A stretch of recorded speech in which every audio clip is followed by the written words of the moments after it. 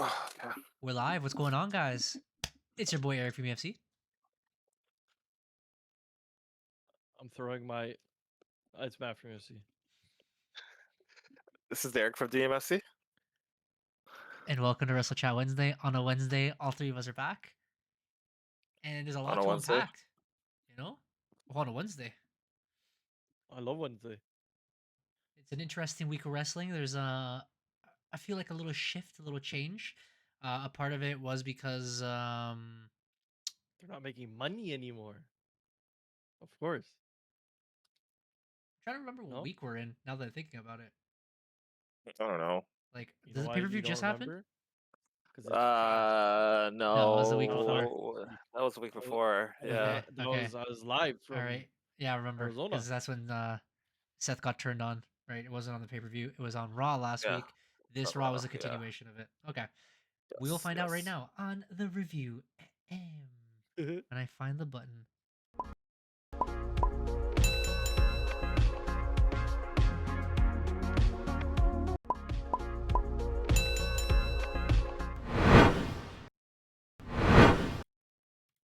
All right. As we can see, we have the new setup here. We have the new look. It's not too different. It's just, it's covering what the internet and everything was, but we have like a little border where it's a work in progress. But anyways, this is the week in review. Let's start with Friday Night SmackDown. Friday Night SmackDown, hailing from, I don't know, but it's back in America. That's for damn sure. Now it's gonna be back on normal time. It was good to be back. This is the first Friday Night SmackDown being run by AI, of course, who is the new hired party for the WWE, because apparently the writers are so bad that they require AI now. And it felt like it. Bro. I honestly, whatever makes it more entertaining, I'm down for. But they really needed it in my perspective, or my point of view here. And it kind of felt like an AI event, because we start with Friday Night SmackDown. Cody Rhodes comes in, he's like, "Yeah, I'm a loser, but it is what it is." And he literally says that this whole thing with Seth Rollins has always been like a ongoing thing that should be ending, but he says it'll never end. He's like, they'll pull us back together. But he said, until then, I'm the champion of SmackDown. I gotta defend the title. There's a number one contendership today, and we're going to defend it. Supposedly, because AI is all over it. That was the first promo. This week, I'm going to call it the week of championships, because the next one was the women's tag team championships finally being defended. Alexa Bliss and Charlotte Flair take on the young up-and-coming superstars from NXT, Sol Ruka and Zarya. I believe it was a really good match. It was a good showcasing of NXT superstars. It was. Sorry, Derek, I know you have some opinions on it. Not really opinions, just a little bit of the aftermath that came from the match. Yeah. But The actual match the match was matter, I guess. The actual match was pretty good. Like, the actual match was pretty good. Storyline wise, it didn't matter anymore. Yeah, storyline wise, it was kind of weird, just because we are kind of in this limbo right now in regards to the tag team titles with Alexa Bliss and Charlotte Flair. Like, they've held the title, and the whole story was like, oh, they're like frenemies, that they don't like each other, but they kind of like each other. But I feel that since Piper Niven kind of went down unexpectedly due to injury, they were kind of put in a limbo as to where they were gonna go with it. And even I think just because they don't really seem to plan post certain storylines, they kind of just didn't really know where to go with it. But Sol Ruka, one of the bigger up and coming superstars coming out of NXT, with her flashy moves, she's a double champion. Zarya, her tag team partner, kind of representing the kind of big, tough, and surfer light heavyweight tag team combination. It's very fun. Charlotte and Alexa Bliss end up defending the title successfully against them. Story coming out of it, though, that Zarya suffered an injury in that match, in which we didn't really bat an eye to. Ruka, you mean? Sol Ruka, my apologies. Sol Ruka suffered an injury in that match, which carried her over to NXT on Tuesday, where she had to officially, she went on to almost vacate the North American Championship because she's involved in a feud with Blake Monroe, who was also on SmackDown and kind of provided a distraction, which led to the finish of the match. But Zarya said that she would defend the title in her place. But it seems as though Solruko will be out for the foreseeable future due to a knee injury. So that's a huge, Yay. huge blow to NXT for there. And also just like this injury bug that seems to be coming around now. Yeah, literally. Very unfortunate. She was wearing a knee brace. Again, as you said, it was an interference by Blake Monroe, aka Mariah May. yeah, I was gonna say Miranda May. My God, Mariah May. She was in there. She was like that. She's like the whole time. Um, but low key was a little burial because Charlotte took her into the fatal four, figure four, and then she put it. She started damaging her leg, and then went for the figure eight and made her tap. And I was like, oh my So you're god, telling me it's Charlotte's fault? it's like nice burial, buddy. But yeah, Charlotte's fault, bro. I heard it. I Eric don't said I it. don't know exactly. I think it was like a flip, but obviously putting yourself into figure four and then a figure eight did not help. But yeah, that was the end of the match. So it She kind of buries ruins talent, bro. I it heard it. ruins another storyline due to injury. So we're gonna continue kind of with an injury, but this time the good part. So Sami Zayn comes out. He talks to the general manager in the back, and he's kind of upset. He's like, "Dude, my whole shtick now is I defend the United States Championship every single week. To whoever wants it, they come get it. Like, why, why, Oh why, my why god. didn't you book me? Where's I AI? didn't think you were Why didn't going AI?" there, He's like, bro. "Why did AI book me?" And then the GM was like, "I'm so sorry." And Sammy's like, "Don't worry, I am AI. Tabernak." And then he went outside anyway, and he's like, "Anyone who wants it, you get it." And then the Miz is like, "Oh my god, I'm now a free agent now that I freed Yeah, myself here from we go. Carmelo Hayes. I want the championship match. I need respect." And then Carmelo Hayes comes in. He's like, clocks him in the head top. He's like, "No, sir." Dog. Brings him backstage. And to everyone's surprise, let me just little roll up here. Ilya Dragunov returns from Oh injury. my god. Knee braced up. Derek, take it away. Absolute crack cocaine in our veins, bro. It was a fantastic match. Very, very fantastic match, and also unexpected moment because Um, Ilya's been out of action for well over a year due to, I think, a torn ACL that he has suffered. We had heard through the sheets that he had been cleared to come back like months ago, but I guess they were just trying to find where they could fit him in, and they put him into what they felt was a perfect opportunity, coming as a surprise opponent for Sami Zayn for the United States Championship. Very physical match as we're used to seeing from Ilya Dragunov. Really Luke Bro, cool Harper. back strong and style. forth. Super strong style, bro. They're punching and actually kicking each other. It was insane, bro. Yeah, Ilya Dragunov is a sickle and loves to get physical, as do a lot of, I feel, European wrestlers that are they make their name over there. They just love to get physical. That's just like how they are. Bret Hart would be sick, but um, to everyone's surprise, Ilya Dragunov was able to defeat Sami Zayn Hate you, with bomber. slight distraction from Solo de Sokoa, who seems to now just be ongoing this whole Nan nan feud nan with nan. Sami Zayn without the title, so that's a little bit interesting. But Ilya Dragunov is now the new United States champion. He's an ish disturber now. Um, Solo is. and yeah, how do we feel about this title changing hands on SmackDown? Ilya Dragunov coming back from injury becomes U.S. champion. How do people feel? Was this the right call? Did we like the decision? Did we like Sami Zayn's title run? I'm gonna start off and saying that I think Sami Zayn's title run was great. I think it Mm, did wonders. Like he defended the belt, I think It's a five or flop. 6 times mm. over 50 days or something like that. I had to look, but like They're bangers, a bro. lot of title defenses, all of them are great. Definitely put a lot of superstars who were kind of like not really booked in anything on, like, to remind them, like the fans, like, oh yeah, like these guys are this good and can do this stuff, and like you will be into them.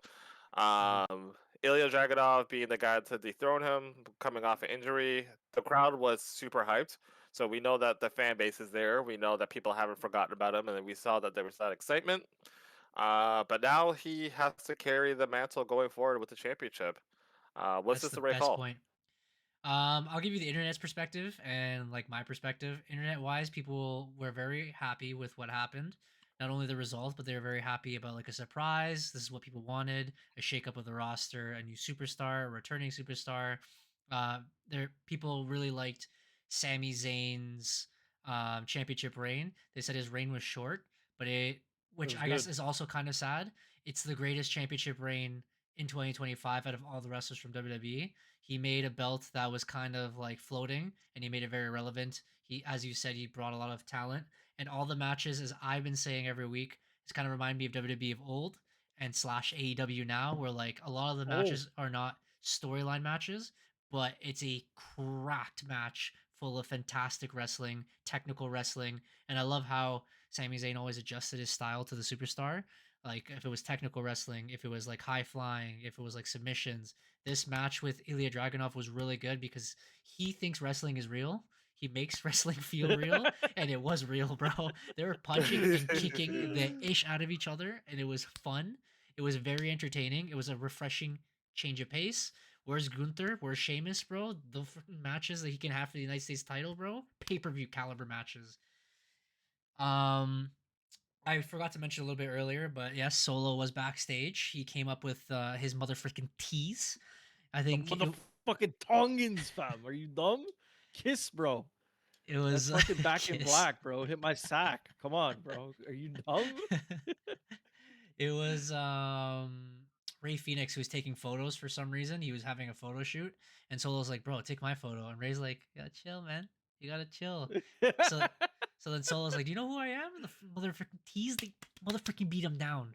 Tongan, fam. So then when this match happened, and like almost at the end, Solo comes out. He just takes a look, and he's like, and then he walked away. We were like, "Bro, what is this guy doing?" And then that's when, of course, Dragunov counted everything, won the match, 1, 2, 3. They celebrated, and then after the celebration, Solo and the motherfucking tease beat the hell out of both of them. Good, good, good. Ray Phoenix comes out, They're tries to save taking it him, all, literally, gets bro. beaten up. Of This course, is the best part of SmackDown. I don't know. I The like Tongans are so like taking it all, fam. I was gonna say like going kind of going off a little bit there. Like I like the direction that they're taking with Solo and the this team because like it kind of reminds me of the Bloodline of old where they're just kind of going out and just beating everybody up. Uh, but they kind of like more of a revitalized style, and like Solo has like more of a calm, I guess, quiet intensity to him, which Yeah. is different from like the jokey Solo that we got before, which was also great. But it's still pretty cool. I like where they're going with it. You know, Matt, But Solo's my as guy, so I have nothing good to, nothing, nothing but goodness, blessings to him and the squad, fam. oh my blessings. That's all that matters. I was gonna say, did you I watch the hope match? they do well, and they take them out. What match? did I the The United States Championship match? PlayStation I Championship. watched it. No, no, Matt. I If you watched Oh it. watched shit, it, Oh, the nothing, bro. I'm okay. here reviewing with the fans. Okay. So after The when, last thing I watched was Crown Jewel, because I oh was my not god, here last week, no and I did not have Palooza, VPN. What? Palooza. Oh, no. You Crown only saw the Jewel. reviews. Wait, Crown Jewel what was the was last Crown pay-per-view. Jewel? Oh, you're right. You're right. You're right. Same thing. It's all a blur. No, no, no, no. Anyways, after the match, after the freaking tease attack, of course, I was almost gonna swear. So sorry. Um, that's when the lights cut out, and then bang! It's the Howdy Boys. They're all in there, all the squad. The Howdy Boys, They're bro. ready to scrap, bro. They're ready to fight. And then Solo's like, "No, none. We'll see you. We'll see you later." So they're See still you in teasing. Paris. They're What? still teasing war games, but pretty solid ending to the event. Bro, how do we feel if the War Games is gonna be Uncle Howdy versus the motherfucking Tongans, bro? It looks Now good. I that like it. Seth is injured, bro, you'd want that match though. Yeah, yeah, it looks pretty entertaining because they're trying to get Eh, the tag titles. The tag titles are yeah, there. If you really want to do it, winner takes all. Put Ilya Dragunov in that match because I took in that Nikki Cross. I mean, you could put an intergender match if you really want to, but a woman. she's probably not going to be a part of that match. So they need an extra man. Is most likely Ilya Fair. Dragunov. If they do a winner takes all, that'd be great, bro, for them all the titles because that's Yeah, what they wanted all. that'd be sick. I mean, hey, do that. I'm down. But I was gonna say there's not really anything on the stakes. But I mean, if you want to do it for everything, that'd be sick. Yeah, written That by would be sick. ChatGPT. What? That would be sick. I don't know. That's the only That thing I've heard about wrestling all week. So if you need my opinion on that, I'll be here. we'll talk about it. We're here. We're here. Let's move forward though. What do we got? What do we got next? Oh, there's the picture with all the motherfucking T's and the Howdy Boys, of course. Oh yeah. Alrighty. So they had a Motor little City tease, and then Motor City Machine Guns. Oh, sorry. There's a couple things backstage. So Jacob Fatu against once again talks to Cody Rhodes. He's like, "This is gonna be a great match. You know, you better fit in when you fit it. You know, all that stuff. Get in. You know fit in, what I mean?" And where then you he sit walks it. away. He once again gets jumped by Drew supposedly, teeth everywhere, blood everywhere. He's like dead pretty much. Supposedly, it's an actual injury or an actual illness that he needs to Yeah, I replace, heard like all about his this. teeth or his jaw or Yeah. something like that. We could talk about it more in the sheets, but like they really played into it. I watched the review or so the replay, um, not live. I did see some videos online live. They really cut everything. They made it into like 2 seconds. They barely showed the blood. They really zoomed in, but Mhm. it looked really nasty. The other things backstage is, of course, Aleister Black and Zelina Vega. They loved it. are necessary evils, what they say. Zelina Vega is like Loved it. all, romantica in the background. It was great. And Loved it. then Aleister Black is a gothic freak. Look, I thought it was Was really it- cool. The vignette was really cool. I really enjoyed it. Then afterwards, the Motor City Machine Gun. Bang, bang, bang, bang, bang, bang. Just know They're that could have been Karen Cross, bro. no, no, too boring, I too stale. told you. They literally replaced them with these two. Oh, that's what a lot of people are saying. Like they feel like this is kind of Crazy. just like the replacement. But I mean, Aleister Black, his body of work speaks for itself. He's always been that guy. It's just about how do you put him because like when he was kind of like that baby face guy in NXT, like he was really cool. He had that aura about him. When he turned heel, like it definitely had its potential, but I felt like it was stunted by the fact that they were in the pandemic, and it kind of just felt like it didn't really go anywhere because they were still trying to figure out how do we make this work in a pandemic world. And you know, some people were able to thrive, like Roman Reigns, Jey Uso, Alexa Bliss, and some people kind of got like left in this like weird purgatory.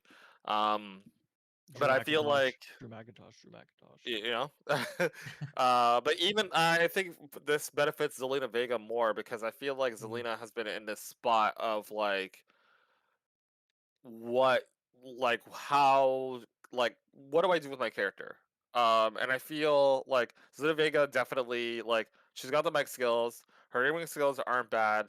Um and I like I feel that most fans like they read the sheets. They know who's with who Of and whatever course, they whatever listen to like the sheets. that. So like it may feel like easy to kind of like pair her with her husband, but Why like did again, AJ Lee kiss CM Punk, daddy?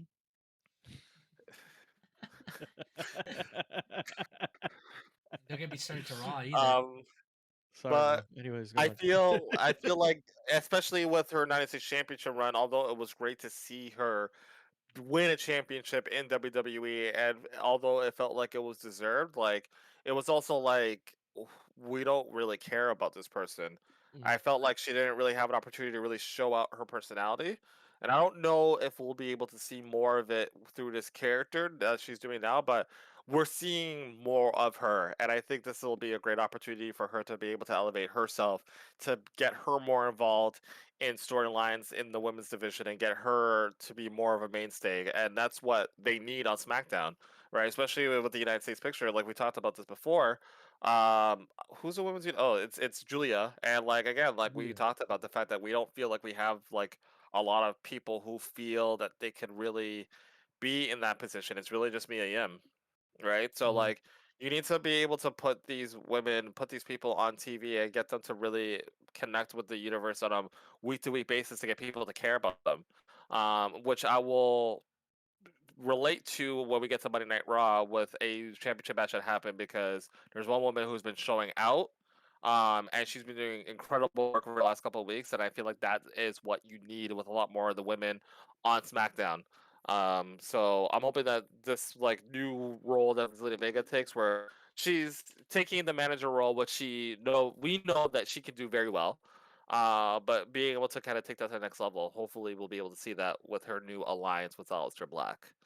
Motor City Machine Guns, that to me that was a veto situation.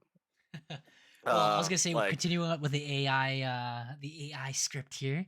The tag teams talk backstage was cool because they're still kind of promoting the tag teams on SmackDown. The Motor City Machine Guns were celebrating 1 year from their debut in WWE, which is crazy.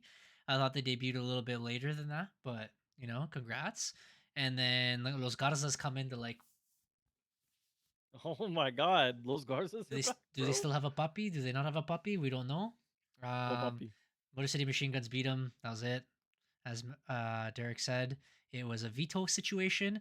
And the number one. Okay, get this. This is AI, bro. This is AI freaking written ugh, all over oh this. my This goodness, is the main event of the oh night. lord, Because Drew McIntyre supposedly took out Jacob Fatu, Cody Rhodes comes out angry and he's like, "You want a number one contendership match? The people out here want a number one contendership match." He's all in a suit, by the way, like a full on suit. yep, He's like, "You're yep, gonna have one right now," and he starts attacking Drew. They get in the ring. The bell rings. The announcers for like 20 minutes are talking about like, so like, what is this match about? Is this like a number one contendership?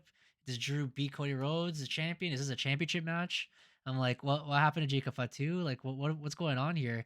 And then Cody Rhodes is like winging it, bro. He's taking off his shoes and he's flinging them at Drew, and I'm like, bro, what kind of AI nonsense am I watching right now? And then at the end, they started like fighting near the table. Cody Rhodes like jumps over to like the where you ring the bell where the announcer sits, grabs his belt, just hits Drew, and that's his qualification. And then he was gonna hit a crossroads on a table, and then the security come in, separate them. That's the end of the night. We don't know if that means he's number one contender. he is, Was that a he We have championship to is. wait to match? see. We have Spoiler to wait alert! to Like they're see. they're facing at Saturday Night's main event. They've already confirmed it, so it's a title match. Saturday Night's main event. It's Cody Rhodes, Drew McIntyre, WWE Championship on the line. Let me talk about this. Let me let Cool. me let me talk about this. Let me Okay. talk to you. So I will say here's what I did like about the segment. I like the fact that Cody was not in wrestling attire because it made it feel like it was an impromptu thing. And honestly, like obviously it was planned that it was good they were gonna do this, but like the fact that like Cody came in suit wasn't really planning to wrestle, and then he comes out with his big bold brazen voice. This is enough for like the 25th time, and sets up this Sorry, whole can you say that match. one again? Enough. I don't know how this Not the guy bold, makes that into not a the, thing, but like not the bold and brash, bro. bold and brash, bro. Bro, SpongeBob, bro. Are you dumb? The people of the bold, um, bro. I didn't watch the match cuz honestly, I don't know what I expected. The sheets had said that this was the plan because they knew that Jacob Fatu was like not cleared. And this is one of those things where it's like in this day and age in wrestling in 2025, what do you do? Do you try to pull the wool over the fans' eyes and pretend that you don't know that your guy is hurt and do something on the fly, or do you just go out and say straight up, "Hey, Jacob Fatu's hurt. This match isn't going to happen. This is Mhm. what we're going to do for you instead." And they've done that before. I feel like lately they've been trying to do like let's make this into a storyline. Let's make this into a thing. And maybe like the live crowd now maybe doesn't really see things like the internet wrestling community does, and maybe that's why it could work. I don't know how people felt about how they did things, but I do like the fact that they did treat it as if like Cody didn't know that he was going to wrestle. I just said, "F it, I'm just going to fight this guy." But I don't like the finish. And maybe it's just because like I'm very much just the type of person where I feel like disqualification and count out finishes, especially in a main event match, are just stupid and like can't be and really shouldn't be a thing. Um, I understand advancing the storyline. I understand doing whatever kind of thing, but also it just feels if you're comparing it to Cody's character, it feels very weird that Cody just decided like F it, I'm just gonna hit him with a belt and get Yeah, myself disqualified because of this guy kind of thing. Because he's turning Uh, heel. And if that's the goal, that's sweet. I'm with it. I'll reference specific moment if he ever makes his heel turn to be like, oh, the seeds were planted. But to me, I think it was just we don't have Jacob. We need to pivot.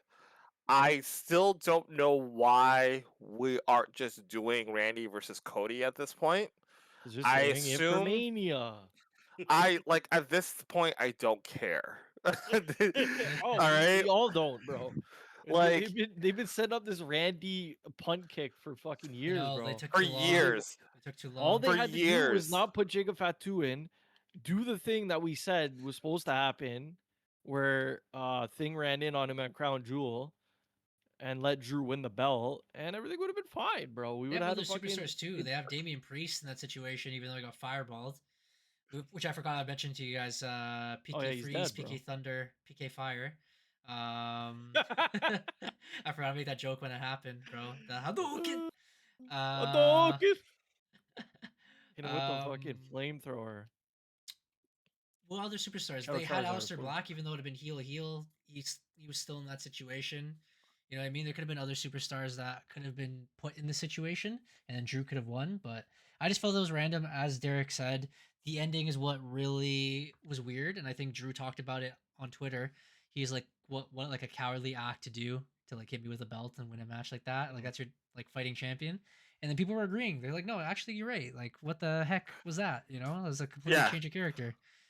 yeah, and it wasn't even like it was like set up in a way where it was like like it just sort of incidentally happened. Like it really just seemed as though like Cody was just like, "F this, I'm just gonna hit you with the belt," Yeah, which is very much not like a babyface thing to do.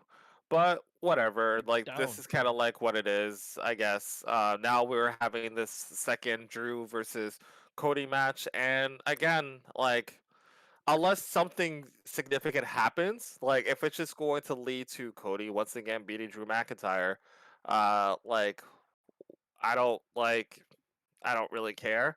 And again, like the whole Randy thing, like you've been putting this off for so long, and I think honestly at this point, I think the real reason why they have is because like they wanted to do it, and then like they were like, oh wait, actually let's do this instead, and then they just kept on putting it off and putting it off, and I think now they're just trying to like have Randy avoid Cody so that they don't continually do this stupid tease thing because like we're kind of just over it at this point. Mhm.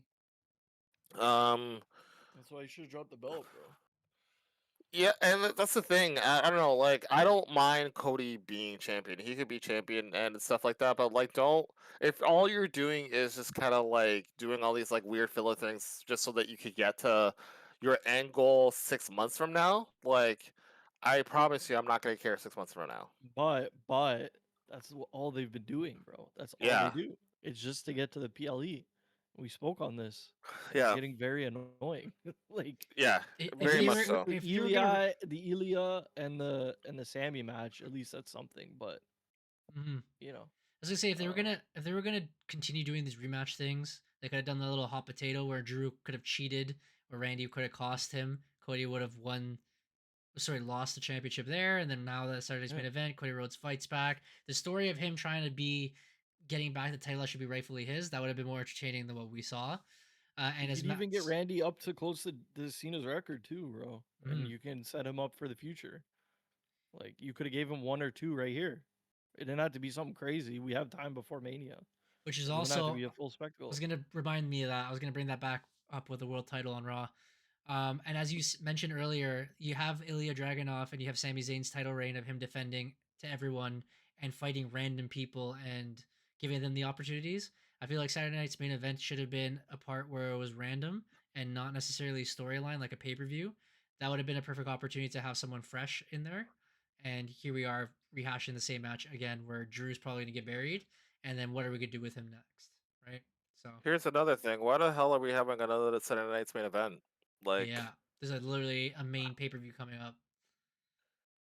Like I don't need this for a Saturday night's main event. Like I really I don't need another Saturday night's main event. Like we've had like six already this year. Right? It used to Mhm. be like a biannually thing. You do two per year. It felt great. It felt kind of authentic putting it on NBC. And now it's just like every other month there's a Saturday night's main event. Like I don't care. I don't want to hear Jesse Ventura talk. Money. Yeah, Hello, it was fun at I the like beginning money. when they brought it back the one time, and then afterwards it's just like, no, Yeah, this is too much. They need to stop. but either way, the Or make it setup has been something built. special, bro. Like the best thing we've had is Goldberg and Thing, bro. That was shit. Jesus. Anyways, that was Friday Night SmackDown. I didn't think it was the worst. I thought it was pretty entertaining. It was really fun, and I think Raw follows suit with the AI script here. So as you guys can see here, there's a lot of surprises, and I summarized it as the week of championships, and it was. And I think Raw did pretty well. So the night starts off what we expected. It's the Bronze, of course, Braun and Braun Associates. Oh, They come out with Paulie, and the general manager is already in the ring, and he's like, all right, so Paulie and Baldy, let's bro. let's pull out the cat out of the bag, as they would say. Well, this is AI script, of course. And he's like, well, everyone knew Seth was hurt. You know, let's admit it. Seth is hurt. His arm is hurt.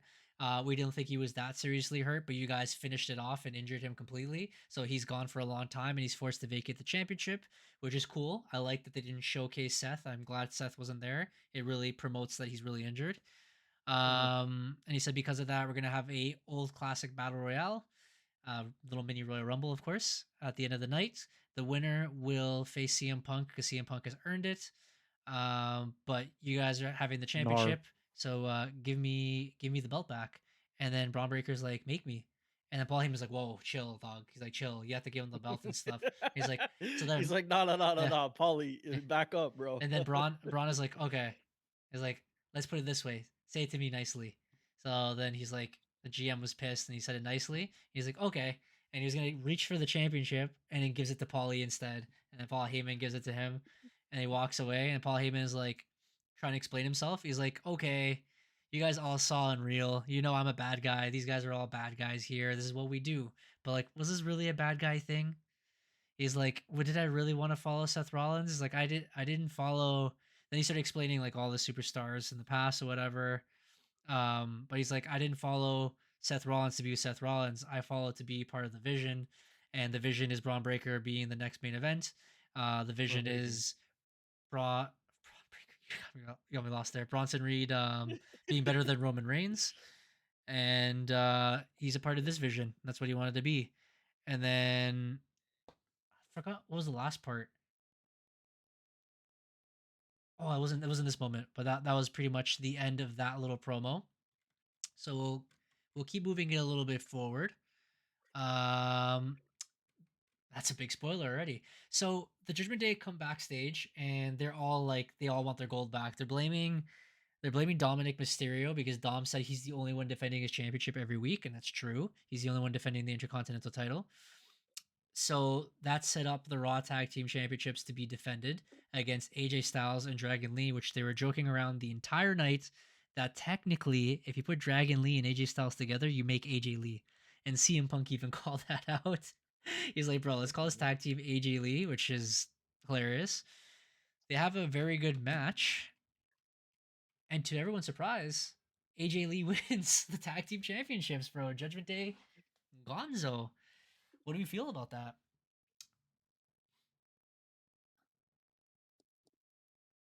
Sorry, who was with her? Nobody It, was with AJ. it was AJ Styles and Dragon Lee. AJ Lee. They won the tag team championships. They beat Judgment Day. Oh, Judgment Day has both. I was thinking of the women's title. I was like, bro, what are you talking about? Good, bro. That tag team fucking division's cheeks, bro. Let's do something. Again, just like Sami Zayn's title, bro. Let's fire it up, bro. Get something interesting going. We'll take it. Anything is better than, I mean, the Judgment Day's sick, but like AJ Styles, run it, bro. Let's go. Where's Penta though? What the fuck? What do you We'll mean talk about Dragon later. Lee, bro? We'll talk about later. I need Penta, bro. Derek, what do you Please. think? Um, that's cool, I guess. I look the titles. I don't know why.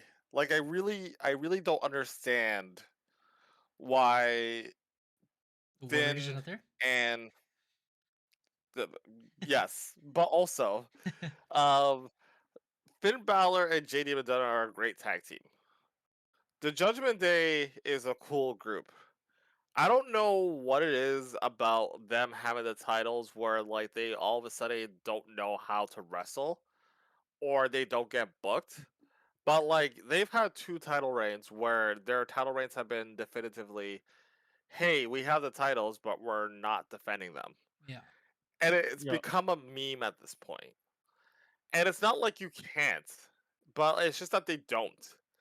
And so now you have AJ Styles and Dragon Lee, who are two completely different people altogether. I thought Dragon Lee was a part of LWO, but I haven't seen those guys on TV in like quite some time. But they seem to be doing great whenever they have like a Worlds Collide pay per view in Mexico. Um, AJ Styles is retiring next year, so I would like to see him do something a little bit cooler. Not that I'm expecting that he's going to have like a full retirement run like John Cena is, because obviously that's not going to be a thing. AJ Styles didn't make his name in WWE, even though he's been in WWE longer than TNA. Let's talk about it. That's crazy to And say. uh, but yeah, like I don't know, like I feel like this was like we'll see what they do with this. I guess it's cool. I honestly just think it was like I think it's kind of like a slap in the face to the other tag teams who like legitimately are trying to grind. Like Kofi Kingston went on Twitter and said like, "So you telling me that two guys who don't have a tag team name, never tagged together, have the titles now, but like We're we've called been out AJ Lee. here, we're trying." We've been out here. We're trying to get a rematch, and like we get shafted. Like, how does that make sense, kind of thing? And I don't like playing the racial card. I don't. Even though that's gonna be in my little grain of salt as well too. If Compare didn't see that in the sheets too, we're gonna talk about this. Oh, yeah, we'll talk about But that for sure. but I don't understand why you're not using the people that are available to you who are dedicated to that division, and why like the WWE's method is to just throw two guys together who have no experience, and it could be cool and fun together. And I'm sure this match was fun. I didn't watch Raw, um, but could be cool and fun together. And sometimes it works. Like it worked with the Bar. It works with Cesaro and the Tyson Kid. So Cesaro and everyone. Cesaro and everyone basically. But I just don't feel like I care for this at all, and I think it's dumb. Like, why would you put the titles back on the Judgment Day for them not to do anything with it? When, but like, again, this is one of those things too, where it's like your storyline transcends having those titles, right? Yeah. So you don't need to hold the titles to be able to push the storyline. You're already doing it, right? So if you don't have any plans with the titles to build your story with what you're doing, then don't put the titles on these guys, right? At least with Dominic, he's the Intercontinental Champion, but like it's cool because he's actually been defending the title and he's been using the championship as a means to continue the whole dissension between the Judgment Day. So it works and that makes sense and that's great. Like not only are we getting title matches, but we're also getting a little bit more of a slow burn of this 2-year saga between Dominic finally leaving the Judgment Day. Right, but like Finn and JD having the tag team titles did nothing for it. So why would you put them in that spot if you didn't have a plan to do anything with it to be able to build a storyline? So now they're not title champions anymore. Now you got AJ Styles and Dragon Lee, which okay, cool. Like they're great. We'll see where things go. But I hate whenever I see like two randoms put together and say like, oh, they're a tag team now. Like, and again, like it's AJ Styles' final year. I kind of want to see him do cooler things and kind of being like a side character with another dude to for whatever reason. Like I don't even know. I don't even think there's a plan with this. I think they're just kind of like, oh, well, we got to do something. Here you go. Mhm. Take this. A lot of people liked it online. Again, it was kind of similar to, as Matt said, for SmackDown. It's something refreshing, it's something change. The only thing I would be worried about, and I know Seba has actually told me this, his opinion, he's like, you should just merge tag team championships again. You have a lot of tag teams, Facts. and now you can compete both sides. Because like now a lot of them, as you said, Derek, he just carries the belt, and that's just only like a symbol. The only thing that I see coming out of it is the dissension of Judgment Day. Is again, this is Dom's fault, as they discussed backstage. They had another weird part where Um, Roxanne Perez goes to Dom. She's like, "Oh, don't worry about them. They're just like a little grumpy about it. Um, you can just worry about defending your championships." And then she's gonna try to win her championship because she's gonna fight Stephanie Vakir on Raw. And if she beats her, she becomes the number one contender. Raquel says like, "Okay," and like kind of like split them up, and she's like, "All right, focus, let's go." And then Dom also mentioned to Finn that he's Roxanne? beaten Oh. AJ Styles twice and that he's beaten Dragon Lee multiple times. Why can't you guys do it? And that's when they were like, "Whoa!" So there's a lot of Whoa. ascension. We continue with the whole Judgment Day streak. Dominic Mysterio defends his championship again. He's defending against Rusev this time. Again, Penta tries to intervene a little bit, which was cool because now it looks like they're getting this little triple threat action going.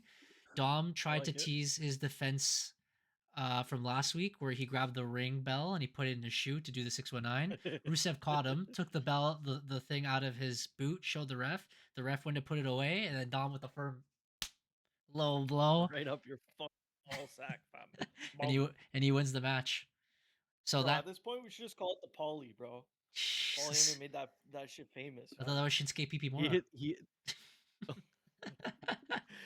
ring post-itis, bro.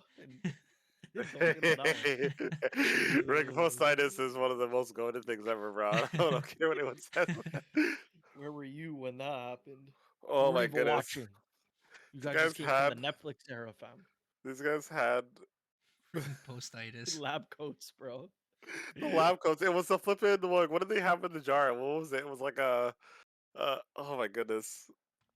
The jar, all I remember is the golden They egg. They had like the Vince golden carried eggs. around. No, not the golden egg, but they had like these two like I don't know. I guess there were like two like pickled eggs inside of a jar of liquid, and they were saying that was Big E's balls or was his deals that they took from him after they put him into the ring post.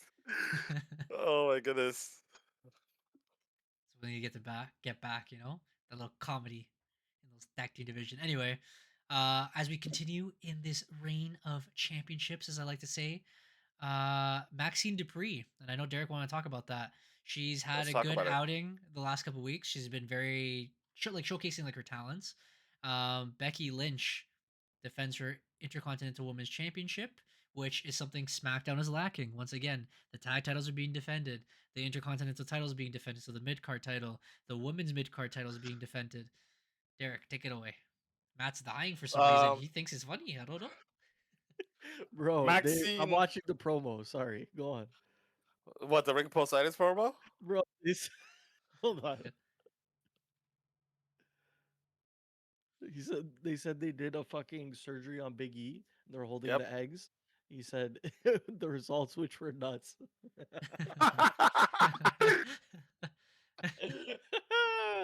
Oh, how did they do this without laughing, bro? Sorry. Go on, Derek. Those guys are honestly the funniest, bro. I miss them. You kind of want to ball your eyes. Jesus. Oh my god, they're so funny. Like I actually enjoyed that whole storyline so much. It was so funny. But either way, Maxine Dupree, I wanted to talk about her because like she has been showing out the last few weeks. She had a non-title match against Becky Lynch that did way better than anyone ever anticipated. She was in her hometown. I forgot where they were, but wherever she's from, that's where they were. And she had an Intercontinental Championship match with Becky Lynch. Didn't see the match, but from what I heard, like she had another really great showing. And going from where she was at, like even like a year ago, where you could see that there were still a lot of things that she could work on, and now she's getting to a point where it looks like she's becoming a more comfortable. The crowd's behind her. I have to give credit to Becky because like a lot of people the Becky Hogan stuff or whatever. The Intercontinental Championship has been displayed greatly with the people that she's been facing off with. Um, I don't think anyone anticipated that her and Maxine would have two bangers back to back, but like this is essentially what you want to do with your established veteran holding a championship that you feel is meant for the people coming up and have showcases with those women to show what they can really do so that they can elevate themselves and one like at one point be able to hold that title and people not look at it and be like this is weird, like why are we doing this? So I like huge kudos to Maxine. She's definitely come a long way. This match did great.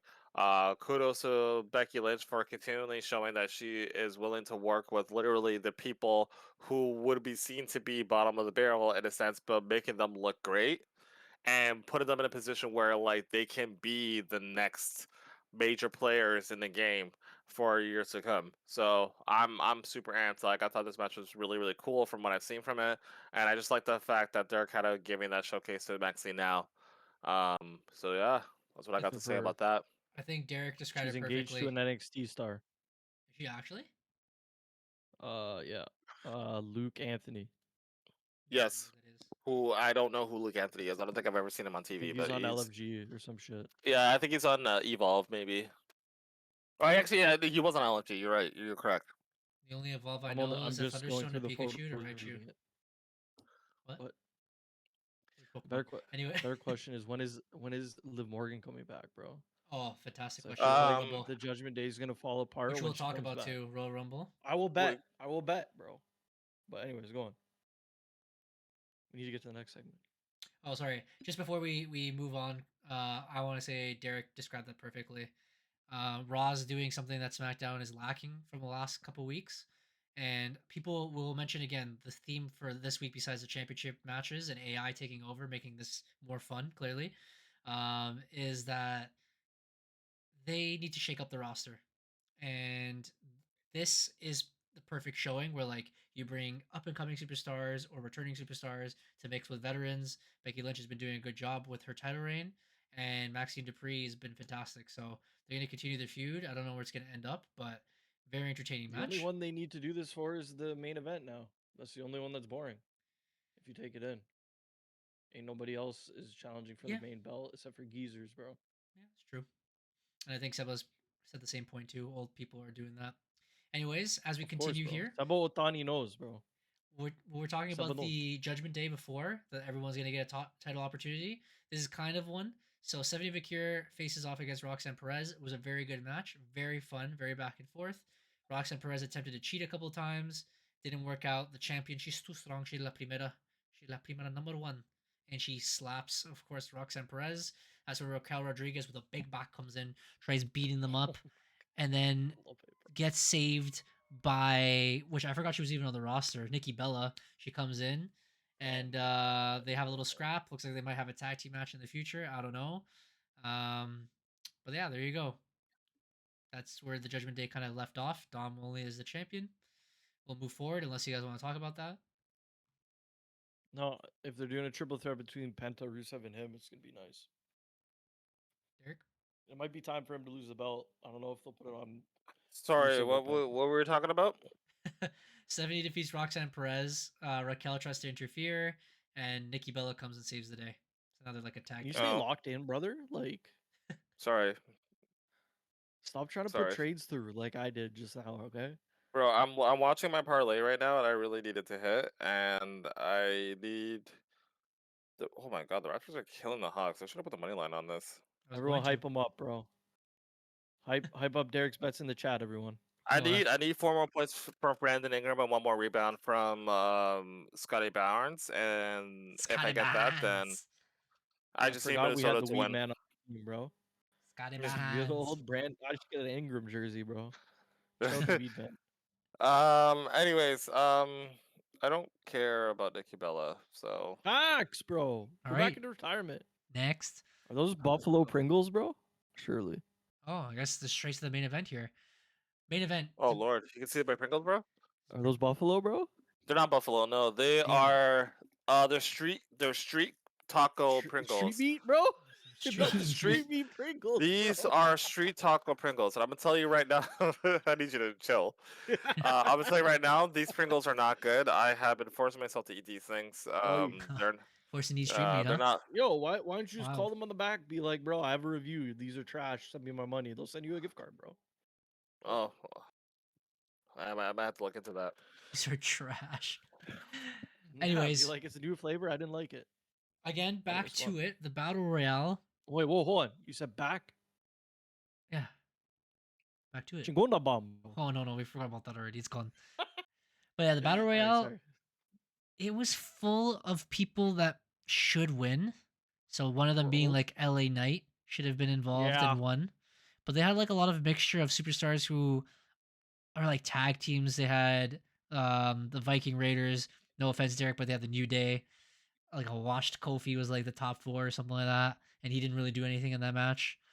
They had like all this like the background superstars. They had what's his name, G Money, whatever we're calling him, Grande Americano. Shorty G. Everyone who wrestled in the night was in this match. So Dirty Dom, Rusev, Penta. They had the AJ Styles. They had Dragon Lee. They had the Judgment Day. So like everyone was like pretty much wrestling twice, and that's how you know we need to shake up and bring more superstars because like everyone's like working double duty. Jimmy and Jay did have a promo backstage where they're like it's every man for themselves pretty much, but they're cool with each other. Though Jimmy kept calling Jay out talking about Roman. He's like, Roman's not here. Don't worry about that. Worry about yourself. That's the reason why you lost the championship, not because you weren't like Roman. So everyone's just like eliminating each other. It was like whatever. It was a typical match. At the end, Dom got eliminated. The refs couldn't see because Sheamus was fighting the Judgment Day for some reason, and Dom went back in the ring and eliminated other men's. At the end, everyone thought LA Knight would be the favorite. CM Punk was an announcer as well, calling it. Jimmy saved Jay twice from getting eliminated. At the end, him and LA Knight had like a little tussle and they were about to fly over the top rope. And Jay turns and snakes both of them and chucks them over. Jimmy, irate, just yelling at him. It was 1v1 against Dom. He reversed Dom. He chucked Dom out. And then the entire time is just Jimmy grilling him. And he like Jay's trying to do like the whole yeet stuff and the crowd was cracked. And Jimmy's just grilling him the entire time. And that's pretty much how Monday Night Raw ends. CM Punk comes in. He's like, this guy's harsh and cold. And sometimes that's how you have to be for like winning a championship. That's how you know he's been a world champion. They confronted each other as we see in the picture. That's the end of the night.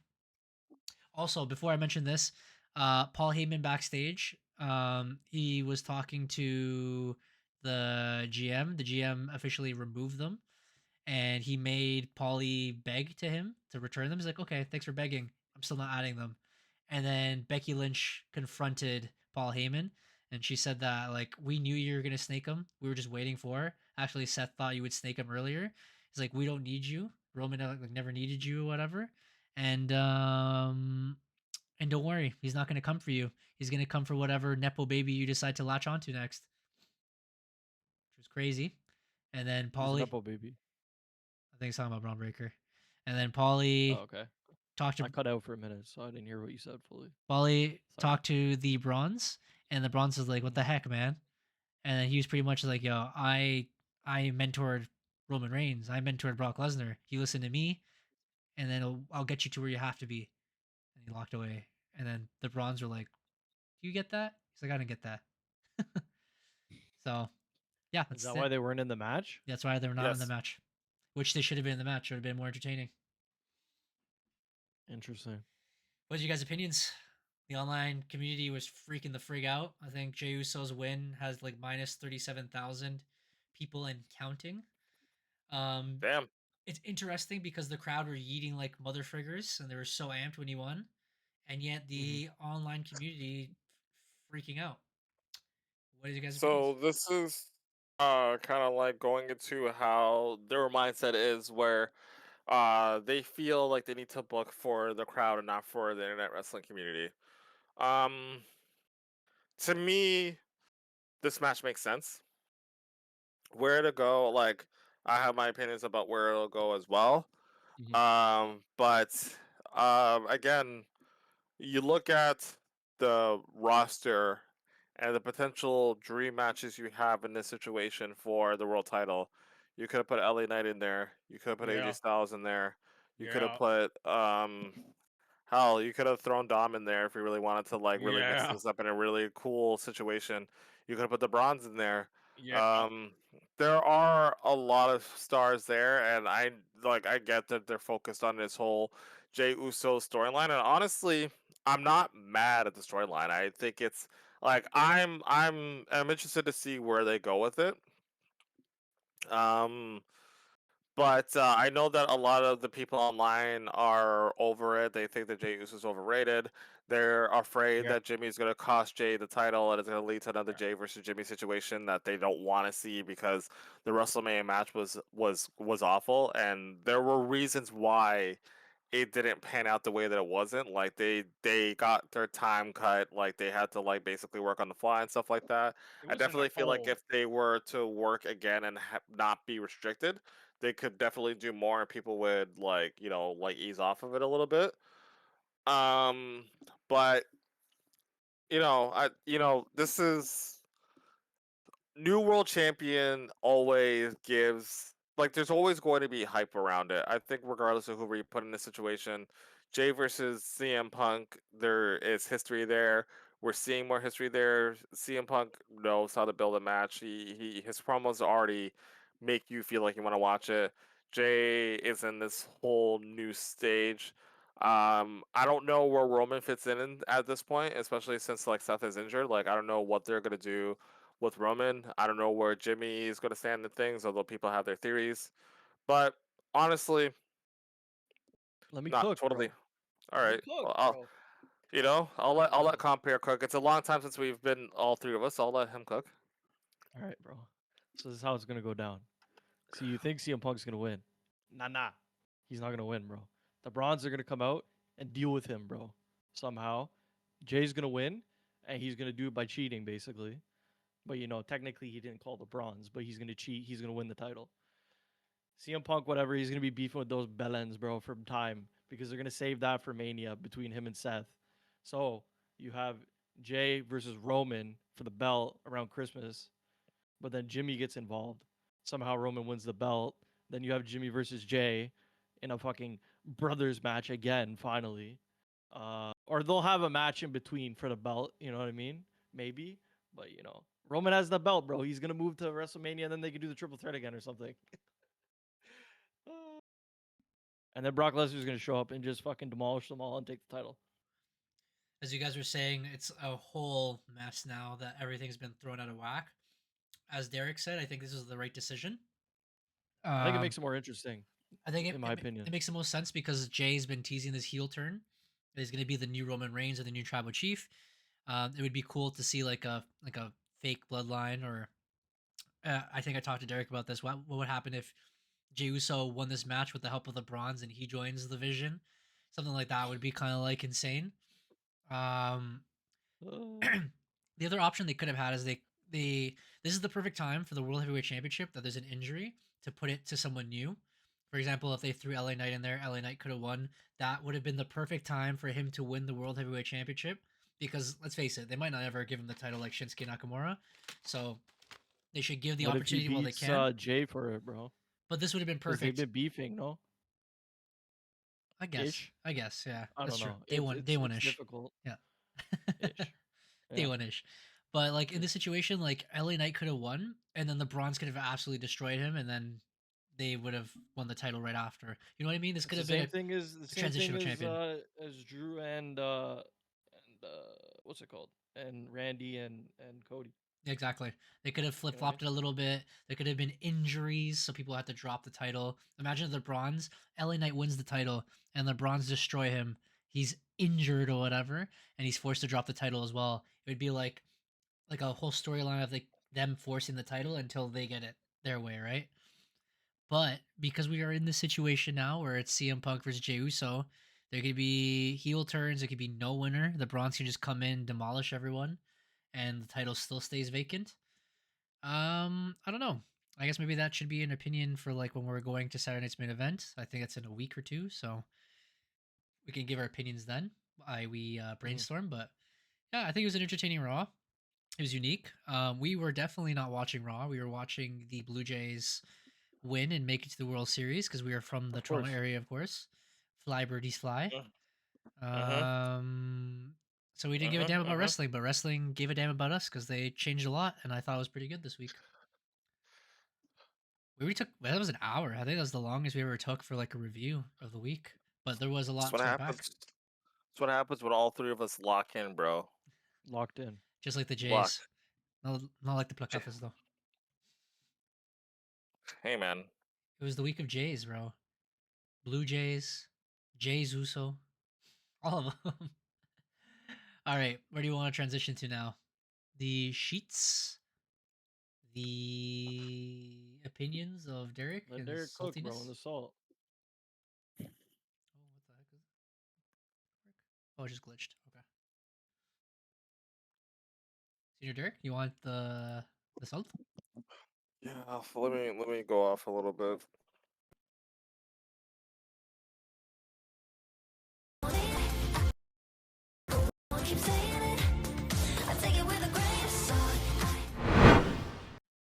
Apologies, ladies and gentlemen. It always freezes when I need to update the app, and when I don't update the app, they like to freeze. So, Derek, your salt. Um, my salt is in regards to a podcast that the Dudley Boys were on with Maven.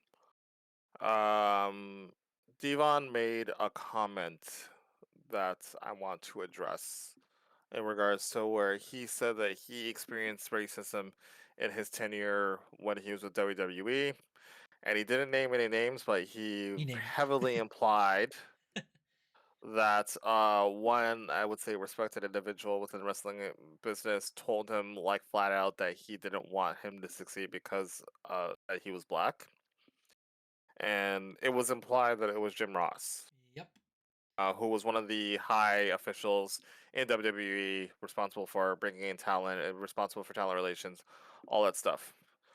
Um, and Devon, one thing that that man does not do is cap, because he's got no reason to. One of the most decorated tag team wrestlers in WWE history, one of the most decorated characters in WWE history, built a name for himself.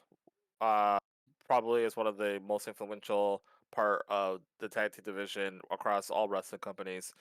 And I feel that when it comes to making comments and allegations, whatever the case may be, you can hear different allegations from different mediums, different types of people. But I feel, and maybe it's because I am a person of color, but I feel like one of the things that you really can't gloss over is when a person makes a racial claim, because whatever we experience racism, it's there, and it's something that like I feel that non people of color don't see because they're so protected in their communities and so protected in their ways that they don't understand the things that they say, because they don't walk the same walk of life that we do. They don't deal with the same prejudices that we do. They don't see the same things that we do. I'm 33 years old. I There you have go. had the privilege. I've had the privilege and the honor to be looked after and taught by my two older brothers who have seen things from a different lens, that have worked different walks of life that I have. And when I have tried to look at things from a more fair lens, to try to look at things from a, like, I would say, I guess, more of a neutral lens, and try to give the benefit of the doubt. When you grow older, you realize, and what you see it now in today's society, that the reality is that it's something that's still very real. It's still very fresh. Devon's comments, or Devon's take, was something that was taken from like the late '90s, where racism was still very much a thing, but it was pushed under the rug for a lot of things, because that was just like how things were back then. A lot of things were pushed under the rug, right? People were able to make racial comments and people didn't bat an eye. People were able to make transphobic and comments against the LGBT community, and it was batted under, like, it was pushed under the rug, because that's how people felt like it was okay. And now in Mhm. 2025, we understand that like it's not really fair and it's not really a thing. Um and I bring that to my point now because I don't like to make major opinions when it comes to race, especially when it comes to the wrestling business. But I will say this because I posted this in the group chat, and I feel this 100%. And it's gonna go back to Ilya Dragunov winning the United States Championship. And Oh, I although forgot about that. people were hyped about it. People were saying like, "Yo, like this is really cool. Like Ilya Dragunov's back." My question, and I don't care if I take a side. I'm a fucking put my foot down. It's assault. Why the fuck was it not Say it. Carmelo Hayes? Say it, bro. Why the fuck wasn't Been it Carmelo? been on Bro, fucking Melo's fucking bro. Where is he at? Car- Carmelo Number one Hayes, draft pick. Don't number forget, one bro. draft pick. This man has been putting in the work. This man has the mic skills. He has the in-ring ability. This man got shafted with the fucking Miz. He wore an Andre the Giant chain. Meanwhile, fucking Ilya Dragunov, like you could have put Ilya Dragunov with the Miz, or you could have fucking put like some gaudy ass bullshit tag team name with the both of them, and that could have worked. I feel that like when you look at the history of championships, right? Like when you look back to Kofi Mania, which is still one of like again like very rare moments in wrestling history where I'll actually sit down and actually break down and be like, "Fuck, like this means something to me." Kofi Mania meant something to me, not just because Kofi is from my home country, but like that definitely hit.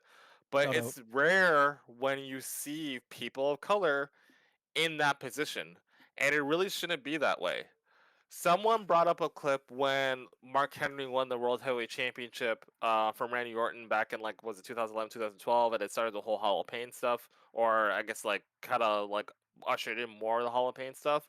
And he had his little promo with Jim Ross, where Jim Ross is interviewing him, and he told Jim the same thing. It's like, bro, you told me and you told Vince that like you didn't believe in me, you didn't think I was equitable, and now look at me, like I'm the world champion, right? And it kind of goes to show that eh, like just like the one of the things I hate about I don't know if it's just wrestling or if it's just life is that like your success is always going to be mired by the opinions of people who are in a better position of you and not based off of what you can do and what you can actually bring to the table, right? Mm, All these guys, whether or not you're white, black, Hispanic, wherever the case may be, all these guys have the potential to be that guy as long as you have the right people backing you. And it's bullshit that like there are people who have to work like 10 times as hard to be put in the position as John Cena. hmm Like it's bull that like people have to work 10 times as hard to show that they can be in that spot. When Jinder Mahal won the WWE Championship, I was fucking geeked. It came out of nowhere, but it was fucking cool because it was like, yo, like, one, he's a Canadian boy, so we fuck with that. We love it. But like, why aren't there more people who are in that position? Like, why do we have to look through the annals of championship history and see that like the championships are held by guys like John Cena, Brock Lesnar, fucking Bruno San Martino, all Hulk these Hogan. people, Hulk Hogan, all these people who have like a very similar disposition. They're big, they're buff, they're white. You know what I mean? They're marketable, right? And this is even like this is the world championship. We're talking about the fucking United States Championship, dog. This isn't like the main title. Yeah. This isn't the title that you're gonna be going on ESPN and all these other support shows and being like, No. oh, this is the guy that's representing us. This is a title that brings you to the next step. This guy's been putting in his work, and yet a guy who hasn't worked for a year and a half, who he is very good, and I'm still amped that he is champion, but like it could have been Carmelo. It could have like the fact that like the tag team titles are being held by two dudes who don't have anything to do with each other, but the New Day legitimately went and did the one thing that they said that they would never fucking do, and they said that they would never let their business get in the way of their family, bro. And they ended up going along and having to do this fucking heel turn with Big E. And what did I fucking give them? It gave them a fucking mediocre title run and one of the most forgettable heel turns, most memorable forgettable heel turns that we have seen in wrestling history. Since That's John bullshit, Cena, bro. of course, bro. Bro, no. So like, it just bothers me because like it definitely could have been Mello. Like there have been so many times where it could have been Mello and he just got pushed to the side. But it's cool. Ilya Dragunov is the United States champion. That's awesome and stuff like that. But like, bro, like I'm tired. Like this is why like you go back to AEW when Swerve won the world title. Like it felt real. It felt Mm. dope, and like you don't want to look at it as just like, oh, like it shouldn't be a color thing, but fuck, it is a color thing sometimes because like guys don't get that opportunity. And like Swerve's title reign meant something because it wasn't just like, oh, this guy's black, so like we're just gonna title on him. The guy grinded for a year and was the most captivating character in AEW. So when he won that title, it fucking meant something. It wasn't what it was just like, oh well, he's black, so let's just make him champion. Like he was the best thing going for AEW, so he earned that spot. Mhm. And all these guys have the opportunity and the capability. Like Mello has the capability to earn that spot and to just give him the fucking time, but they don't want to do it. The fact that he's getting no time is insane, bro. Well, he's getting some And that time you have with to, the Miz, of course. yeah, but He's that's the five thing. second. He doesn't need the Miz, bro. I know. He doesn't. You know, He never just needed have him. him feud with the Miz, bro, and you'll He see. never needed him. He never needed him, bro. And this is Like I don't why know. I fear. Like I fear when NXT call ups happen, but I fear even more when Boba Fett my comes up. dogs are coming up for the main roster because I know they're not going to do shit with them, bro. They're going to Well, put them in the same bullshit box where it's like you're either going to make them like an angry black character because that's all us black people can do apparently. Like we're just angry and we just want to beat up everybody all the effing time. Right? Like that's why the New Day was such a cool group because they kind of broke the mold of what you can actually be as a character. They were fun, they were charismatic, they mhm. literally did everything. And it showed. They won multiple tag team championships, right? Kofi Mania was so special because it was something that was shoved in your face, like you couldn't deny it, Yeah. right? But like, you know what I mean? Like I feel like the formula was there to put Carmelo in that position, and they didn't do it. And now Carmelo's just kind of in this like spot where it's just like, all right, cool, like you're just here, I guess, kind of thing, right? And who knows? Maybe I'll eat my words at some point. I've always been a fan of Triple H, but I'm also not an idiot. I watched wrestling in the '90s. Like he said a lot of bullshit racist shit that like was cool back then because it was the Attitude Era, but like it was still flipping racist, Yeah. Mhm. You know right? what? I was So gonna mention to that too. So like, because this all started with the Dudleys when they're speaking about like the racism that they experienced, obviously in person. It's not a surprise to me. Let's look through the Attitude Era. Who is the black champion besides The Rock? But that's like he's Yeah, like but half and taking half. that You The know what I Rock mean? isn't no, they even like repping it that hard. You know what I mean? he's not, and When like the has he ever like Samoans, brought it up? You know what I mean? For example, no, like let's they didn't have Farouk or Mark Henry as the WWE champion. They yeah, had Stone No. Cold, no, they had Triple H, they had yeah, Chris yeah, Jericho, they had Kurt yeah, Angle. yep. And You have Booker T, but like no, after I he was gonna mention that too. joined, he was nothing, bro. When I I Booker mean, think T, that's the when thing. Booker When T, Booker DDP T had to won, put his fucking neck on the line, basically. I'm pretty sure for him to win the title. that was gonna Booker be Because my next T, WWE point dropped it too. for him. That's gonna be my next point too, because I'm like, all right, that's the Attitude Era. When Booker T came in, that was entering Ruthless Aggression era, and then this is where I was gonna bring up the whole Triple H situation, where I'm like, if you really want to look at it, Booker T should have beat Triple H for the championship At he because should have. WrestleMania. that He should entire have. Yeah. He should have. storyline was racism. It was that Yeah. he considered him some poor person and that he was below him. You know what I mean? And what happened? Hold on, One, you He two, said it was was three. below him. JR that said this? 1, 2, 3, Yep. brother. Yeah. Good Like old the JR. hat. Yep. Yep. Bro, what a bitch, bro. Because during that match, bro, what's his name? King was literally saying all that shit that Eric was saying, and then JR was like, "Oh no, I don't think about," or like Yeah. whatever. Like he'd be like, "He's a hooligan" or some shit, and JR was like, "No, no, no." Bro, what a fake, bro. Poor Well, guy. that's the thing. Like, like again, like you look who are the guys in power? You have a number of Republican like people who have a mindset in regards to who they think is the perfect candidate for shit. So as long as they're the guys that are pulling the strings, like yeah, you're going to be seeing more of this shit, right?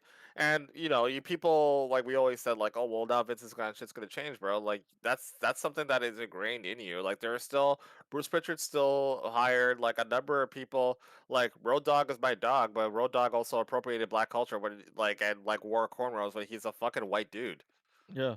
right? Well, Like take in that you have Linda McMahon basically working on that side her yeah, whole life, and now yeah, you have Triple H up with Trump, bro. Like, yeah. I don't know, So bro. like I mean, nothing's different. Like Kane is a Republican mayor and like definitely believes in everything that Trump's saying.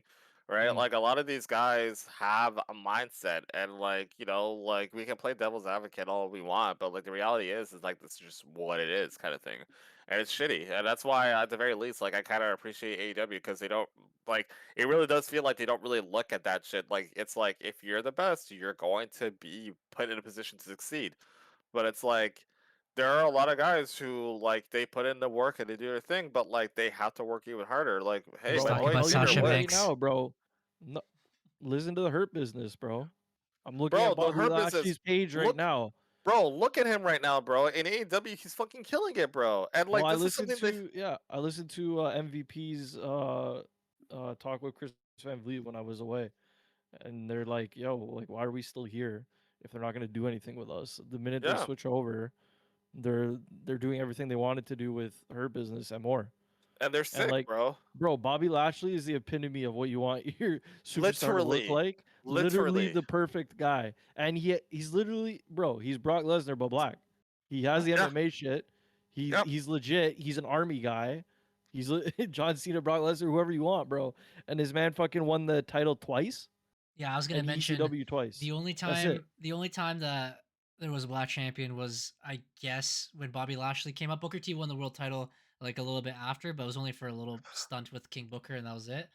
Um, Which like, why did we have to make like? And mind you, King Booker was a cool character. I'm not gonna knock that. Like that character was fun. But like, why do we need to go to a point where he basically had to act like a posh, like European, like White bitch man. for him to win the championship? Well, we could have just got Booker, the five-time WCW champion, sucker. 5 time, bro. That is a title that he has fucking like. He's one of the reasons why that title is as prestigious as it is. He comes to WWE. He has the opportunity to become champion with the same title that he held 5 times in WCW, and Triple H was like, "Nah, Let me bury you, brother. nah," But right? like, So like, and it's yeah, it's dumb to me. I was It gonna say the really next is. Like, champion after that was Bobby Lashley, and it was only the ECW championship. It was until yeah, like Mark Henry in the Hall of Pain, I think. Anyone want to yeah. quote me, but that was the last time. And Bobby Lashley's reigns were cool in WWE, but again, as Matt said, it was kind of like already like in the modern era, so it's a little bit different at that point. Obviously, JR wasn't there anymore. It's interesting to say the least, but I'm glad that they kind of like brought it out now in the open, and it was a very interesting podcast. And back It to what is. Derek said, bro, he has nothing to lose now, so he can start speaking out. You can be like, "Oh yeah, like he could do it whenever," but it's like you're gonna lose your position in the company if you say anything, especially if it's one or two wrestlers on that side compared to however many are on the other side. You know what I mean? But that's like reality. Like, I'm not Yeah, dealing with it specifically at work, yeah, but like, there's stuff that's going on at work right now that's like, again, like, I have an opinion in regards to how things are kind of going on right now within the company, which I was like, kind of like alluded to when I was shooting you today. yeah. But like, I also know that if I make my voice heard, it's not going to come at a point where it's like they'll hear me. It's just going to be a point where they're going to kind of like Jam your idea, bro. jam my idea or even put me in a position where like they want me out, right?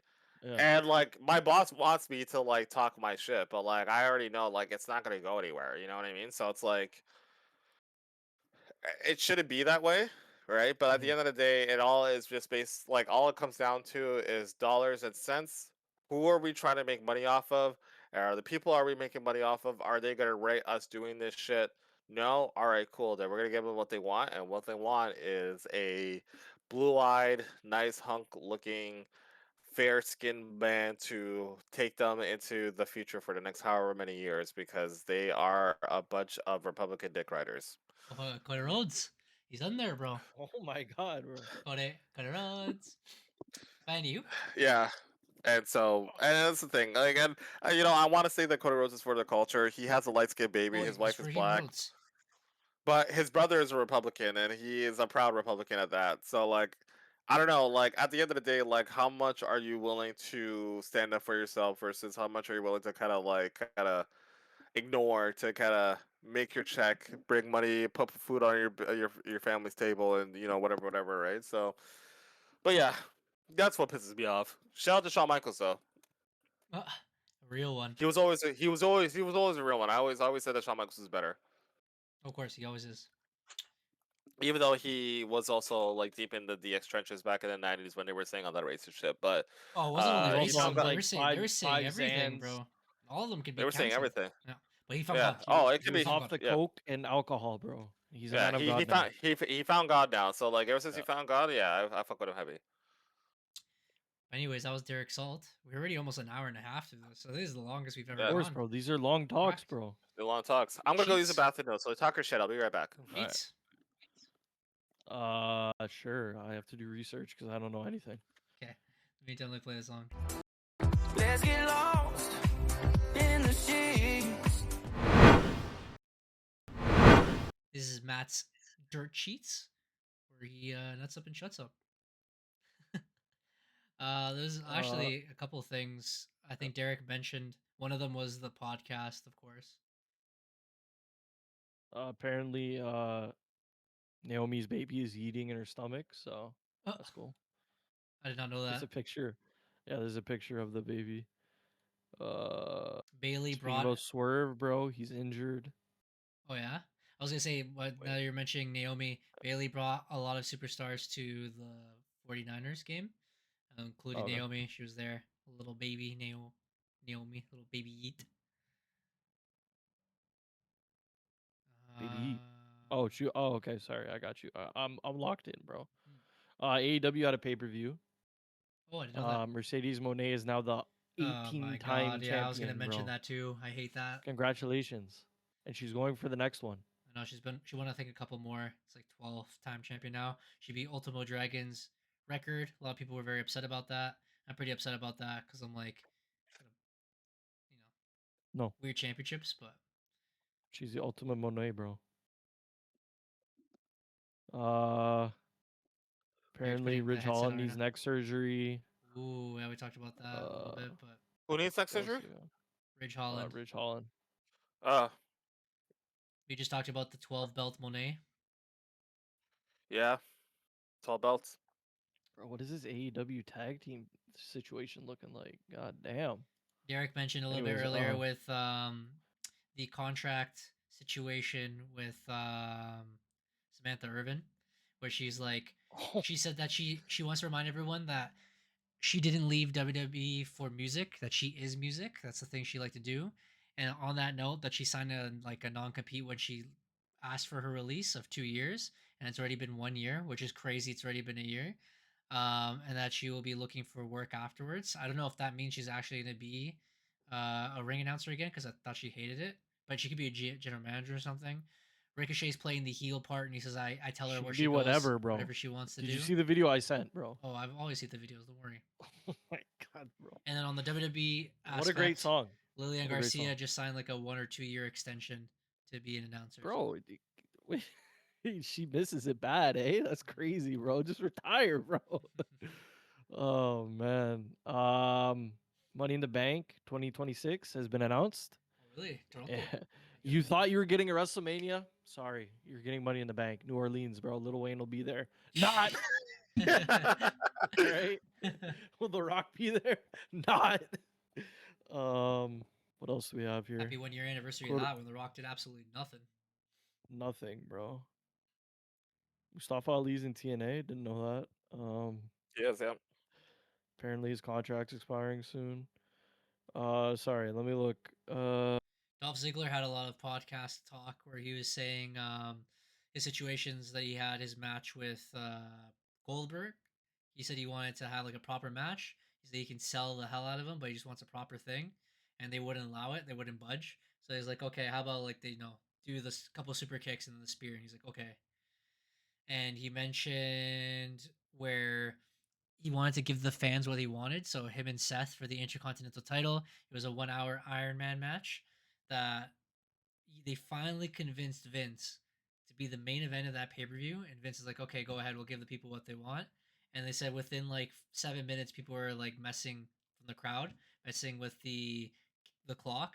They were chanting different times. They're messing up with the wrestlers. They removed the clock, and he even mentioned it. He's like, "Oh, this is not even better because they would just keep chanting 10, 9, 8, and they kept going again and again every like 10 seconds." So like Oh my people god. just didn't care for the match. So when they went backstage, Vince is like, "See, I told you guys, I'm always right." And that's why a lot of the times, as Derek was talking before, this is how Vince worked and the previous owners worked. They don't give the fans what they want, but also he's also alluding to like how the fans don't know what they want. Mm. It's those nerds, bro. Yeah, Those nerds with podcasts, I tell you. I swear, Jey Uso Uh turns heel, they're all gonna be on his side, yeeting their oh, asses off 100%. online. Swerve, apparently if his recovery goes to plan, he should be back in the winter, and he is cooking up a track with well-known artist of the Wu-Tang Clan, Ray Kwan, bro. Lovely. Can't wait to hear it. He's gonna come back with a new song. Oh yeah. Speaking about returns, Kenny Omega's back again for I the didn't even know 100th he time. left. Yeah, he was probably injured again. But he came back to do something. I can't remember what he did in the pay-per-view. Uh, but of course, bro. Another thing that happened. You know, we love fucking little John Moxley bleeding straight away, bro. Oh Some boy. people were complaining because apparently the last match was a little too unkid friendly, even though it happened after midnight because Darby Allin tried to drown him in a fish tank in the middle Oh, of I the ring. saw that. Yeah. Yeah, people were complaining So about it. there was complaints about that. I heard a lot of the stuff I heard was AEW related. So Yeah. I'm just gonna go into the results of Wrestle Dream. Samoa Joe had a good match with Hangman. Apparently that's gonna continue. So shout out to Samoa Joe, bro, friend of the podcast, of course, friend of Also, he Derek. turned heel. A friend of mine. Lovely, Oh, Good job. but We love heel Joe. before we move love forward, you Joe. just reminded me another thing that's been happening Yeah. a lot. Samoa Joe says that he doesn't have much time left and that he might retire after this contract is done. Shinsuke Nakamura last week said the same thing, that everyone's trying to do a retirement tour, that his time is not going to be there for long either. And the Young Bucks, they wanted to get their attention in there too, and they said that everyone's retiring and we're going to follow suit soon. Oh my God, they're old fucks now, bro. Rip, We do it. rip. But yeah. I'm trying to see what other matches were interesting. Uh, when the fuck did that happen? Okay. Um, when did Kenny Omega come in? He's been back for a minute, but like he's kind of just been like in and out and shit. So I don't know. Yeah, but like he returned on the pay per view apparently. Yeah, cause like he got taken out by like Kyle Fletcher and like got put through a table. That's So what I it think he was was. gone for like a month or something. Yeah, come to WWE. We don't have time for this no more. Let me see what other news I have. If you guys have anything, No, I go think I ahead. said all the ones that I remember. I don't know if there's any other more sheets from you, Derek. Nah, I'm good. John Cena's. Oh my God, update on Santos, bro. Forgot about that. Did he sign a contract already? He turned down a new contract from WWE, mainly over his creative direction. That's why Oh, it now was he cut as other. no, apparently WWE signed him again because they offered him more money. Get Of course. that bag, Santos. Get that bag, bro. Of course, you're on Man's there. getting She's like, paid to do nothing, bro. Nothing. All right. Let me just check YouTube, and I think I'm done, bro. I got none. seems about right. It's already an hour and a half. We had a lot of opinions. We went straight fire. Oh, well, we talked about Andrade's contract update, right? Yeah, That he's not going to be able to perform now because they blocked it obviously, yeah. last week. Okay. Uh, WWE ticket prices doubled.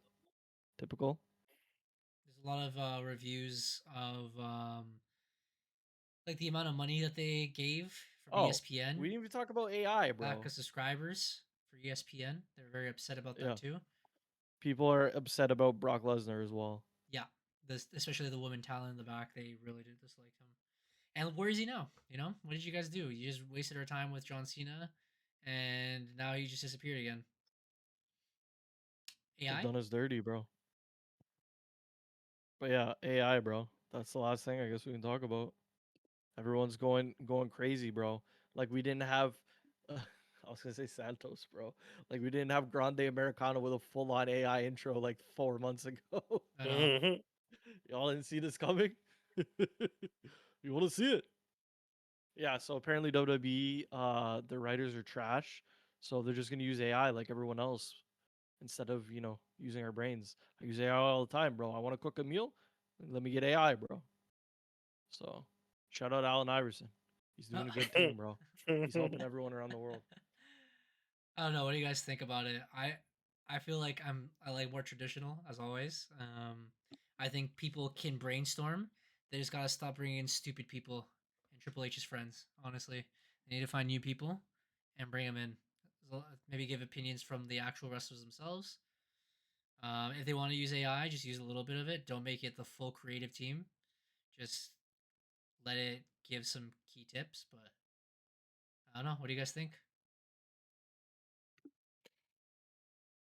Um, this is the world that we're in now. AI is just a thing now, I guess. So I mean, I mean, get better writers. I personally like. I'm old school too. Like I just feel like you. It's not. I don't want to say it's not hard to be able to put stuff together, We but put I it just together, bro. feel that just be open to better opinions and um let's see how this whole thing rides out and see. But like I'm not really a fan of it, but we'll see. I mean, we had our first I guess AI SmackDown, so to speak, and it wasn't terrible. It was definitely better than anything that Road Dogg has been able to put together for like the last little bit. So that's definitely something. But we'll see. We'll see if it's something that's worth the. And again, this is all with a grain of salt. Like we've seen it online and stuff like that, but it's not like WWE's gone out and said like, "Hey, AI's writing our shit now, so like buckle up. Yeah, It's gonna be a wild ride, right?" So, because it was like uh, somebody's profile or whatever that got hired that's used AI before. So now mm, people are assuming that he's gonna be. I don't know, but um, what was I gonna say? It helps us because now we can do an AI segment, bro, where we write a thing and then we see what AI says. It's great, bro. Let me go see what AI says about the Jay versus CM Punk thing, bro. I got it. We Oh, can predict the future now, bro. live right now. Oh my Oh, what god, AI bro. predictions? ChatGPT, bro. Let me bring it up right now. AI predictions. Yeah, so Jey Uso brings in a semi right through the ring entrance, hits the ring, he eats. He yeeted so hard that he flipped over and fell. CM Punk wins. That's gonna be. Don't be surprised, bro. CM Punk's gonna win that title. Oh, probably. Oh, we can give our opinions because we're not. It's not on the game that we play. Thank God for the new day. As All Matt right. sets it up. Oh, you're good. Yeah. Oh my god. Oh my god, bro. Oh boy. Bro, this thing is writing out the whole thing bar for bar. Oh my god. All right. Act 1, The Spark. Jesus Setting, Christ. Monday Night Raw. This the night after Survivor Series. Is it Boom. before Survivor Point Series? 2, champion. CM Punk having recently won the heavyweight championship. Oh, okay, this doesn't work. Because it was supposed to be against Seth and Drew, bro. Drew's not even on this, bro. ChatGPT shit, bro. That's what you think, and then a Raw Drew appears. But another opinion people had online is to bring back the shakeup. Bro, they even Double have up. the promo. Punk, you walked away from your family, Jay, but that doesn't mean you've earned this ring's respect. Jay, respect ain't given, oos. It's earned. Big dash. So he's probably breathing there, and he's like, I'm done being in someone else's shadow. You got the gold, I got the fight. The crowd is split. Punk's smug confidence versus Jay's fire and emotion. Oh my God. Act 2, the build. Over the next several weeks, Jay wins the number one contenders tournament, defeating the likes of Sami Zayn and Finn. Again, Sammy's not on the thing, but Punk continues to taunt him, mocking his family ties and questioning if he can't win without the bloodline behind him. Promo highlight: Punk sits cross-legged in the ring, old school style. You think breaking away makes you strong? You're still the guy who needed Roman to make you relevant. I'm the best in the world. You're just the best Uso left standing. Oh my, bro, let AI cook. Let AI cook. Let it cook. Cooked, bro. Jay fires back with emotion. You talk about being the best in the world, but you forgot how to feel the world, Us. I'm fighting for my name, not your approval. Bro, this is gas, bro. The tension peaks when Punk attacks Jay backstage, busting him open with the championship belt. The Ooh. following week, Jay retaliates by hitting Punk with a super kick party. Whoa. Oh That's my copyright. Super copyright. kick party. Mid promo. All right, Act 3, the match, World Heavyweight Championship at the Royal Rumble. Stipulation: no disqualifications. The bout is brutal, emotional, filled with callbacks. Midway through the match, Punk mocks Jay with a Yeet champ for in the GTS. Jay kicks out at a 2.9. Oh man. God, bro. Jay gains momentum into Uso's splash, but Punk rolls out the ring finish. Punk attempts another GTS. Jay reverses into a super kick, then another, goes for the slash, but Punk catches him in a triangle choke. Jay fights, fades, passes out. Punk retains by technical submission. Oh, that's Uh, when Seth returns. Punk That I. smirks arrogantly, but gives Jay a subtle nod, acknowledging the fight. Jay stands tall in defeat, with the crowd chanting "Yeet" as she exits. Aftermath. Jay becomes a made man, respected singles main eventer. Punk, meanwhile, grows darker, more self-absorbed, leading to a future feud with Cody Rhodes, who calls him out for crossing the line with Jay. Bro. Would you like to be extended to a WrestleMania rematch storyline where Jay finally wins the title? That could make for a powerful long-term arc. No. Bro, we're cooked, man. That's hilarious. Anyways, Gunther's winning the Royal Rumble. I already called that, and That's crazy. so is Sami Zayn, bro. so is That's Liv a crazy Morgan. prediction. And if it's not Gunther, it's gonna be. Brock Sami. Lesnar. Think about it, bro. If they're not gonna do the whole Randy Orton ish, it's gonna be Cody Rhodes versus Gunther. It makes sense. They never fought each other before. Two big heavyweights. Let them fight, bro. Or I'll show you you who's finally facing, do bro. I part got you right 3, here. Cody Rhodes versus Roman, bro. No. Oh, God. You guys are both wrong, bro. I got you. It was supposed to be Roman versus Cody, but sorry, Roman versus Seth, but here we are. You want to see who's fighting, bro? Are you ready? You guys aren't ready. I'm ready. I'm doing it already.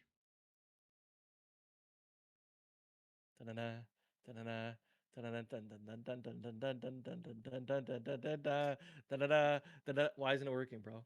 It's not an iPhone.